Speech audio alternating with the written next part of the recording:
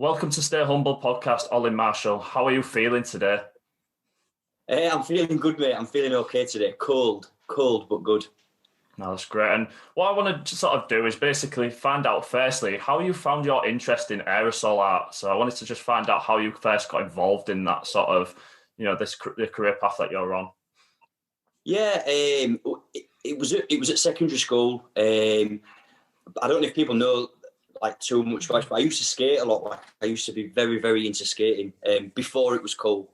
Now it's trendy, but it was before it was trendy. It was just kind of part and parcel of it all, really. So like skated since I was tiny, and then got approached by some guys at school and just basically said, "Do you want to start doing graffiti?" None of us had a clue what we were doing, and there was four of us.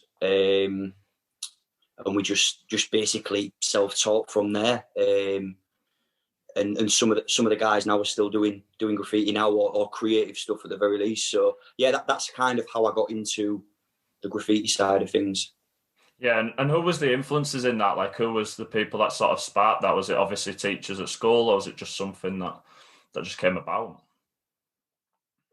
Yeah, I think it was. I definitely. So basically, I just used to have like a little tag I did before I even knew it was graffiti. I just used to write my name, just Ollie, my name, like in bubble writing, if you will, like. And I used to have it on my bag and everything, and like just part of like the skating lifestyle, really.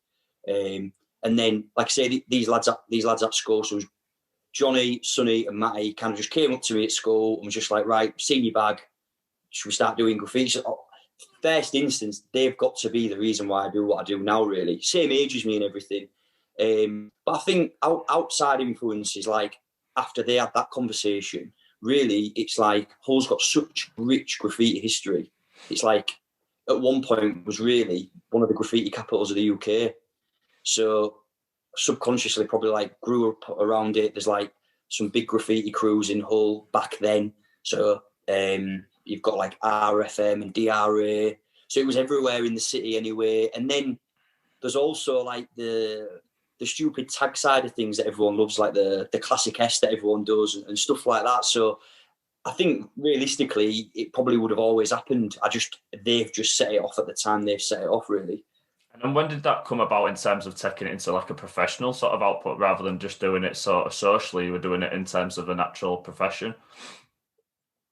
It was 2016. 2016. So in between those lads asking me at school and kind of setting up to do commissions and stuff, that I just kind of like I started painting with my two good mates, Josh and Kane. Just kind of painted with them every weekend. Didn't realise for like over a period of 3 years we were kind of inseparable, really, and we'd done a lot. And we just kind of looked at each other. We all had our own different skill sets, and we were just like, we're missing a trick here. We should probably set up and try and do bedrooms. We just thought we'd do kids' bedrooms. That was literally it, and that was the aim. So yeah, just kind of looked at each other and set up within the week, and it boomed. To be fair, completely accidental. So I mean, I think you're talking from 2006, 2005 to 2016 was the period between me kind of picking up a spray can and ruining someone's wall, someone's bedroom. And then, like, what are sort of the pieces that sort of influence that? You know, like in terms in the city, is there any favourite pieces of artwork that you see on a ceiling you're passing by and stuff that sort of give you that inspiration to do what you do? I think so. I like painting graffiti letters. Like graffiti letters are what I'm about. It's realistically the majority of what I'm interested in, and that's probably the opposite to the general public. But again, like to reference the guys that was in Hull in like the 80s, the 90s, that just completely put Hull on the map. Their stuff, some of it which can still be seen now, and then in more recent times, you've got all the stuff on Bankside, really, and to pick a piece is difficult. But really, Hull's a city of colour. So just to be from this city, I think is really what stands out to me and inspires me, like artistic wise. Yeah, and to pick a piece of artwork, I was just going to go back to sort of January 2018 when Banksy revealed his artwork on Scott Street Bridge, really. Was that sort of a period where people sort of accepted street art in the city in terms of, like, it sort of, was it a revolutionised in the area in terms of artwork being accepted and then sort of seeing a trend from there where people started to go about it from then? Yeah, absolutely. So Hull, like I've just told you the periods of time that I was kind of like painting. So, you know, Hull has had like a very strong scene, really in and out since the 80s. So it's always been very popular graffiti, you know, it's everywhere. There's some very good artists. You get people, you know, traveling out the city, out the country. So it was quite funny when Banksy came to Hull because I'm personally not a massive Banksy fan. I appreciate what he does. But all of a sudden, everyone in the area became an absolute like street art graffiti fan, whatever you want to call it. And it did change the city. You know, that helped set up Bankside Gallery, which I was a part of, helped setting up. You know, doing that using our portfolio, making the communications there. So when Banksy painted, they couldn't really get hold of any graffiti artists, and unfortunately, Spray Creative was the go-to. So we were getting asked questions about Banksy every 5 seconds, and we just kind of thought again, well, if everyone loves the Banksy, they can appreciate local art. So yeah, it was.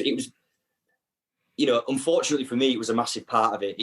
It'd have been nice if people would have just realised how good the city was and how good the artwork was in general without Banksy coming. But, you know, he's done us a favour, definitely.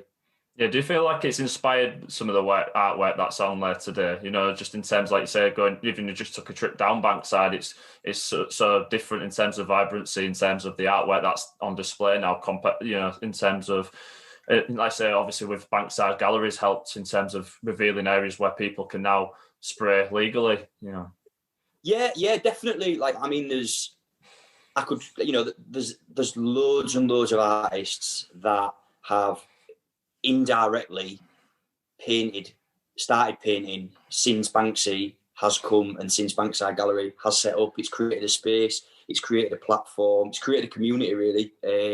So indirectly, 100%. And then the events that we've put on because of it, you know, indirect, like the catalyst of Banksy painting, we've done like, I think we had 150 artists from all over the country on Preston Road, or like music, food, DJs. So again, like indirectly, absolutely, he's massively changed the city. Which you've got to shout him for, really. You've got to give him credit for that, definitely. Yeah, I'd agree. And I certainly saw like the Preston roadworks of on the houses and stuff, and that was certainly something to go and see what the different artwork on display on all these houses and stuff. It was really, you know, it was really great to see all these different vibrant sort of displays and stuff on them houses. I felt that was a really great project to see that happen.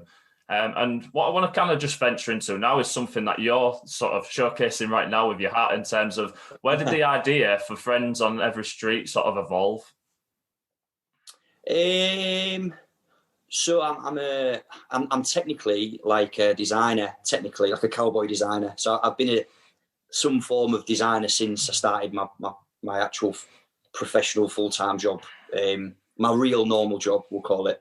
And I kind of realised that I'd never created anything. I basically deal in signage. So I was just doing signage every day, other people's logos. And I basically one day decided I wanted to start doing digital artwork, digital graffiti, digital illustration. And I was not intending on purely doing Hull-based stuff. It was just somewhere for me to create artwork and dump it on the internet. It's a separate thing to what I do. Do you see what I mean? I was just trying to create this opportunity for me to just go, that's something I've done. I've got to do it. It's chucked on the internet. No one really knows it's me. Cool. If people like it, they like it. And it was just like that. I just really just a place of work for me, just for fun, you know. Yeah. And where do you sort of find... Sorry. Where do you find like your inspiration for every design? Like where does the inspiration come from? Well, again, like when I set up Friends on Every Street, I don't even think I called it that originally. I think I just came up with an Instagram name, and it was just for digital artwork. And then I kind of set out that I wouldn't do just Hull stuff, which is really embarrassing now, really looking back. I don't know. I honestly do not know. At some point, I just ended up. I think my first few designs were like rip-offs of Hull City, Hull KR, Hull FC. I did like a spin on them, and then like I did something to do with like the Warriors film and Chip Spice. And I don't know, and I kind of realised it was getting a good response. I was really enjoying it, and I wasn't finding it hard to do. You know, like as a creative, to come up with a concept, it was just happening. And then that's, I guess, the point I realised, well, why am I trying to do all this other stuff that ain't me? I might as well stick to what I know and stick to like whole stuff that I enjoy. Like my graffiti work, I do quite a lot of like rip-offs of stuff in graffiti. So I'll put characters in my work and I'll maybe base mine alias on the logo. So I guess it was just natural. It stepped into that and then started doing rip-offs there. But for like inspiration, I don't know, mate. I don't know. I think my brain's broken. That's all I can put it down to, really. No, I think they're really like just creative in terms of just like the little thoughts of just twisting like words and stuff. I think they're great, and obviously I don't know how you must feel like in terms of your emotions, in terms of seeing people purchasing the merchandise that you do now, in terms of, you know, showcasing it on social media and stuff. How does that feel like, you know, to see people, you know, sort of wear it on a regular basis and showcasing that now? Mate, it's mental, absolutely mental. And the best bit is, like, I know how much I've sold, you know, in numbers, and I know what items I've sold, and I hardly see people in it. So it's brilliant. Like, and I quite like that as well. Like, so it keeps it not real to me. At the end of the day, I'm enjoying it. It's fun for me. You know, I'll say I don't put a lot of work into it. I do, but subconsciously. Do you know what I mean? It's just an outlet for me, a creative outlet. So the response and the support that I've received from the city is like genuinely one of the main reasons why I do it, and why I'm so keen to support other independents and put things on for the public, and because they're just people in other legends. Do you know what I mean?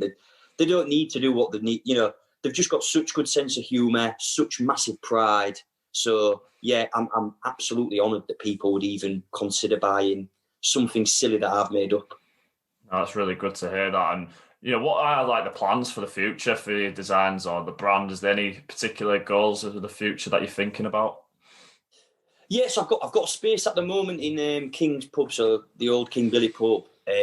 But realistically, you know, I think it was last year I had an event booked in with Cheap Life, collab event, another exhibition. So I did an exhibition in, I think it was 2019, and it went really well. Like the people that came through was amazing.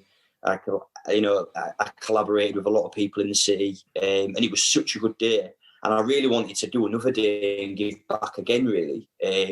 But you know, COVID kicked in 2020, didn't it? So that just absolutely ruined everything. And we had another one. We moved it back to 2021. That didn't happen. So as soon as normal life resumes, I'll be doing as many events as possible. You know, I'm always looking at spaces. I think I've got years and years and years of experience in print and design. So I think naturally I'm going to start stepping into that and offering services there. But yeah, I'm just going to go wherever it goes, mate, really. Keep creating whole merchandise, keep flying the flag. But I think outside of that, events, spaces, and kind of like stepping into the print world personally a bit more and offering my services is the way I'm going to go. No, that sounds something really exciting to do for the future. But I wanted to just touch on there where you obviously mentioned in regards to the last year of stuff. You know, has there been some challenges in terms of finding sort of creativity? Yeah, definitely, mate. Yeah, absolutely. I was literally talking about this the other day. It's, for me personally, I like to keep busy, and I'm used to working like 3 jobs or something like that, you know, and then getting in. And I've only got a short period of time to create, and it's a lot of pressure, but I work well under that. Whereas with lockdown and stuff, not only has the world stopped, I'm in no rush to create. So that I personally have found it really hard. It probably won't show to some people, but I have, in my mind, I have hardly been creating. I haven't really been as active as I'd like to be. So yeah, it's been difficult. And then you've got no outside influences, have you? There's not been a lot happening. You know, you're not out in the world like spotting things that you can use as inspiration. So yeah, it's been difficult. I did try and use it, you know, and do fundraising and use it to kind of put positive energy back out to the people that was locked down. And I did do that, you know, and it was a great response to the first lockdown, but especially this third one. It's a nightmare, mate. It really is. I'm struggling, definitely, as a creative. Yeah, I can imagine it has been for a lot of people, especially like, you know, this has dragged on and on and on now. Is there anything that you have learned from this period? Is there anything that you think that you've learned from the time that you've been able to sort of do anything that you could do differently now? Yeah, take time.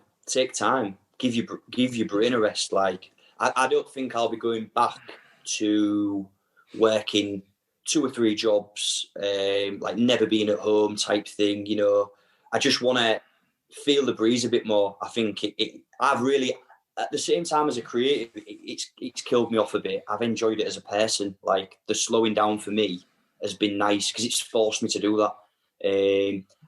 And just maybe different ways of working and actually taking time to try and talk to people. Like, I always say hello to everyone, but everyone misses like human contact now, don't they? So yeah, taking time, you know, in normal life to make time for people that mean something to you, really. It's been a good learning curve as much as it's been horrendous.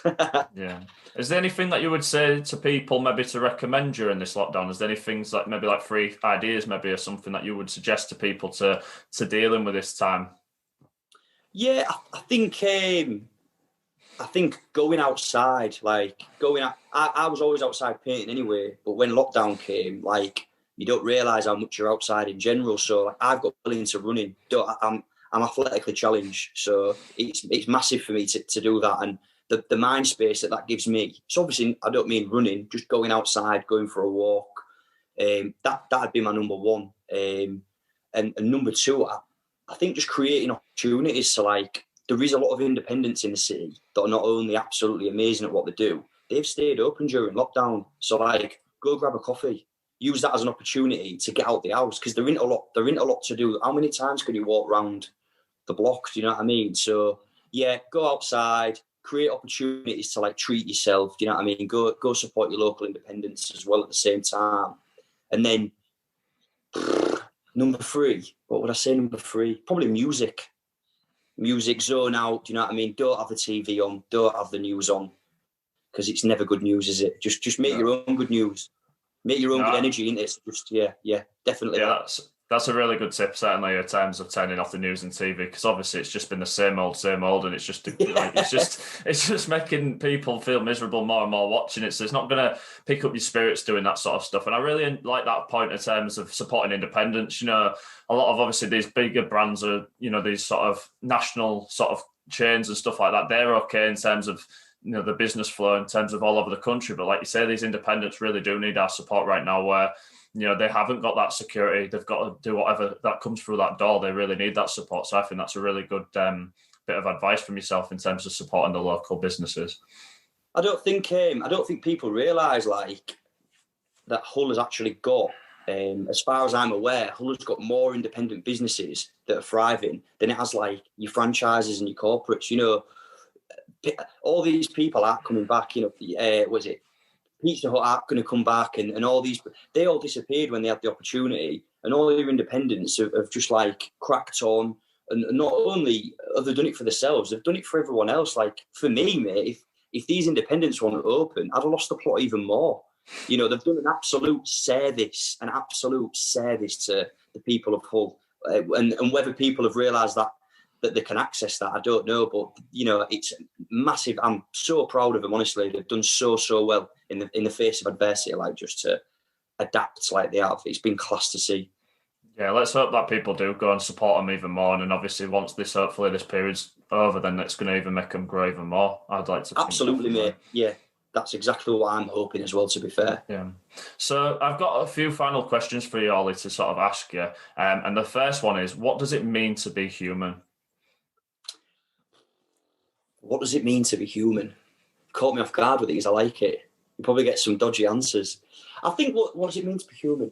I think to create, to enjoy, like to connect. So do you know what I mean? And then going back to the creating thing, like to connect with something you enjoy doing as well, like to connect with people, mate, just to be nice. It's got, if we've learned anything, it's got to be just not be a dickhead. It's got to be nice, and be positive. Just try your best while you've got the time on earth that you have, really. No, I really like that point. It's just like I said, just got to be nice, and I like that in terms of being creative as well. Like I think that's one of the things I've certainly found from this period has been able to just be more creative with my time and use these things to help people, like saying, and connect with others. A really good point. And finally, I just want to ask you, what keeps you humble, or let's just stay humble? What keeps me humble? I think I do a lot of things that I do subconsciously. I do it for like other people, and I don't realise. Do you know what I mean? I do a lot of things to make other people subconsciously proud. So I'm not really doing a lot of the things for me, and I think that keeps me bottomed out. Do you know what I mean? Like they're probably my main motivation that I don't realise. Like I say, all the paintings that I'm doing and stuff, it's to show my daughter Marla when she's older.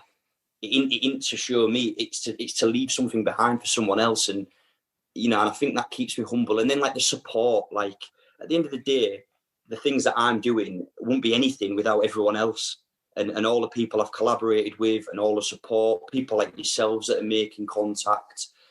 I'm just one person, and at the end, and that's all it comes down to. You're nothing without everyone else, so that's got to bottom you out on it and keep you humble. Yeah, I would definitely agree with that. And I think that's really inspirational that you want to show your daughter them artworks in the future. I think that's really something to be proud of.